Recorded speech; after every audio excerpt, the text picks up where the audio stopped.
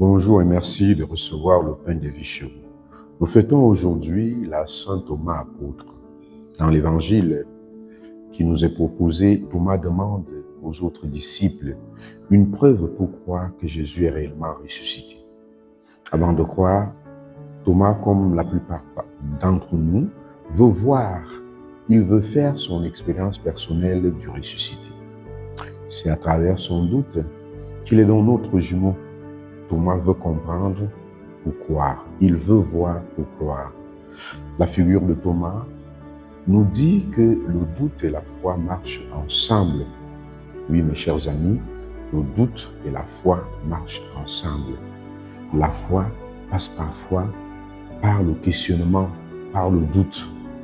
Elle pousse à réfléchir, à nous interroger. À chacun de nous, il arrive souvent de douter. Très souvent, pourquoi nous voulons avoir des preuves comme Thomas. Et le Seigneur Jésus nous dit aujourd'hui, heureux ceux qui croient sans avoir vu. Heureux ceux qui croient sans avoir vu.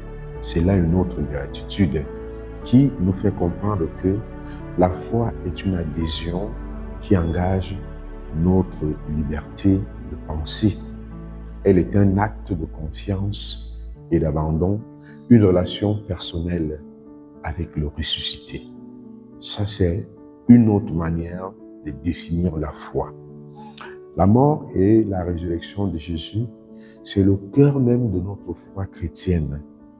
Oui, frères et sœurs, notre foi repose sur une victoire, la résurrection, et non pas sur un échec de la croix.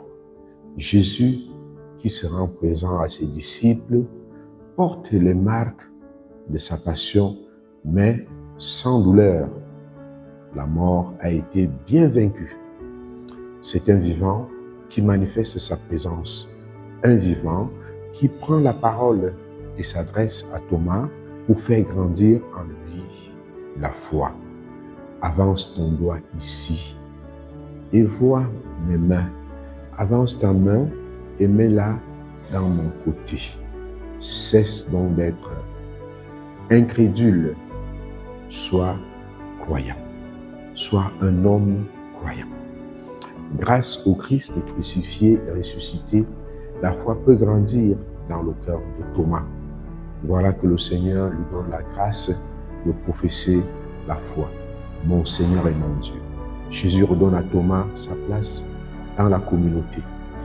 Il le relie à ses compagnons, lui qui n'avait pas cru à leur témoignage.